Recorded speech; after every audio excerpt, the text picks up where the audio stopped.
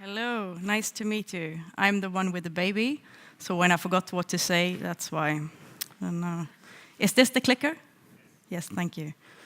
Let me try it. I'm Andrea. I'm here to talk about this. It's a concept prototype app. Let's say it's called My Malmö. And now we'll see if this one works. Yes, we've done it together with Malmö Stad, the city of Malmö, a company called Media Evolution, and this is my company called Us2. I think Dick talked before about what sort of their start was, but here's our start, because we saw this brief that they sent out, and they needed a platform that can handle digital and physical connections with Nordic Noir as the first theme. And I think Dick also touched upon Nordic Noir. It's a Scandinavian crime genre, actually. This is from the most famous. I don't know if you saw it when it was on. It went for 4 seasons, and the Nordic Noir is about like murders and rape and racism, super dark. But since Malmö City is a city after all, so the challenge was also to incorporate public health and safety.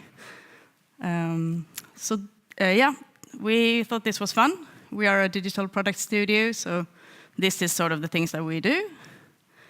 And this is what we suggested when we first pitched for this. This is what's it called? It's a guide app with different kind of guides where you can build up urban games based on your geolocation, unlock new positions after you have sort of completed the first one. So it's basically a geolocated game, I would say. So we won. That's really good. And I'm not going to talk that much. I'm not going to show that much about how the app looks today or how the prototype looks today. You can come and watch it later. But I'm going to talk about sort of what we did and why we did it. So I went here because we won that. So I went here for the lab. And I came home with a lot of motivations, I came home with a lot of things, but the most important thing I came home with was this: what are the motivations to use this app? Why would anyone use it instead of another tourist app? So we had a workshop, as we always have. We left with the normal stuff of target audience and so on. But even more important, we left with this list of design parameters, which is sort of, without looking at the app, you should know what it stands for. Short, it should be non-commercial, because the city is a city. It should be about reaching out to new markets, but also feel familiar. And super important, it has to be about the active participation. It has to be something that ties Malmö together. So this was our vision, that we wanted to give our visitors and residents a local friend that can sort of hold your hand and show you the Malmö that you don't always see. And we wanted also to do it through the new technology. So we wanted to use different kind of technologies for people to discover Malmö. So this is where we ended up. So this is how it looks today. And quite different, right?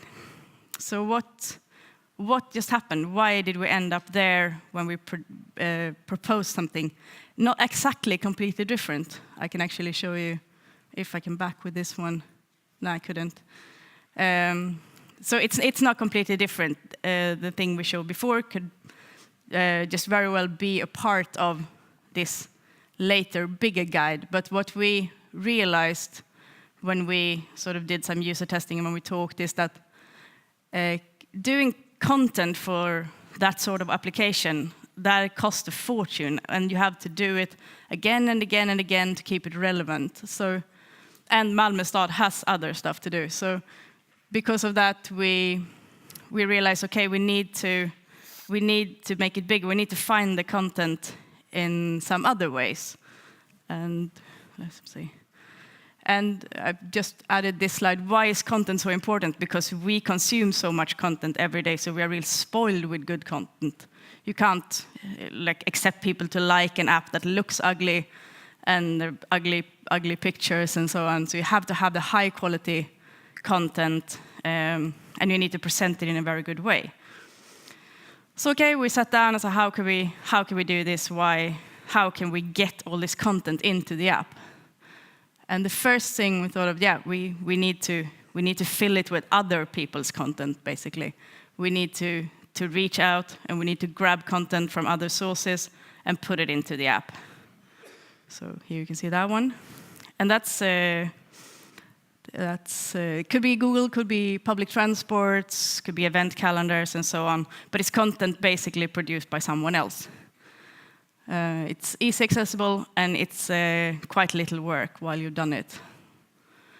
In our app, it could be, for example, the weather, super simple. It could be the bus guides. It could also be the events, as you see strolling by here. But then we ended up with this issue. It's not very personalized. It's like, okay, I've seen this one before. I know the weather. Why should I go to your app? So let me see which one is the next one. Yeah, and also the new markets, like, it's not very new. And to be honest, the apps or web pages filled only with aggregated content, they are not very fun to look at. So what we did was talk about this created content, actually this expensive content where you can use the more fancy techniques, the AR and so on. Here, we thought of team walks, a little bit like the one you saw in the beginning. Here is where it actually fits. Work a lot with storytelling, use AR to place like the user into the real world of Malmö.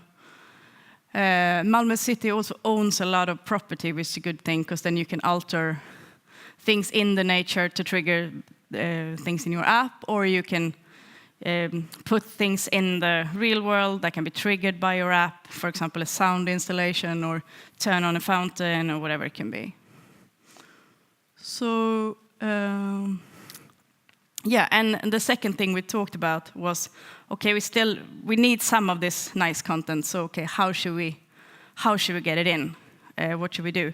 We need to reach out to different sources. We need museums to do their own guides. We need, for example, Malmö Festival, which is a big city festival, to produce content to put in the app. We need locals to provide us with great content as well.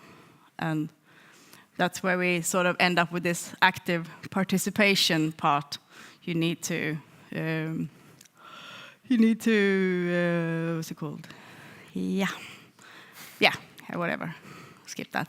So okay, then we have an app. We have aggregated content. We have nice guides, but it needs to work together, right? You need to create something where both of the parts benefit from each other. Otherwise, it's just two different things put into the same app. So what we did in this one is to cluster it around the themes. So you combine different parts and let them create a bigger experience. For example, here we have buses, which is one thing, and bikes. It's something completely different. But when you put them together in the same guide, they are a guide with buses and bikes, which is much better. Because then you can say, okay, I can bike there and then take the bus and so on. We have, for example, let's see if that, no, it's not visible. It's, in Malmö, it's very common to eat falafel. It's falafel town. Oh, that's my baby. So what you can do is basically you do a list of all the falafel places. That's just Google content.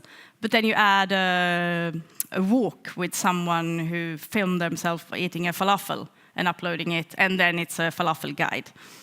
So okay, so what's next steps?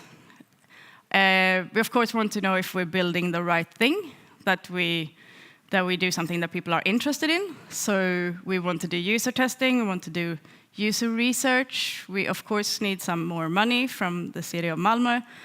And we need to find like nice content makers. We thought of film schools, and maybe I mentioned it before. Schools, maybe really old people can make guides for really old people. And in that way, if we sort of can engage the whole city in doing something together with us and creating this app, then we can sort of make I don't know if there are an English expression for it, but then it's sort of worth its name, my Malmö.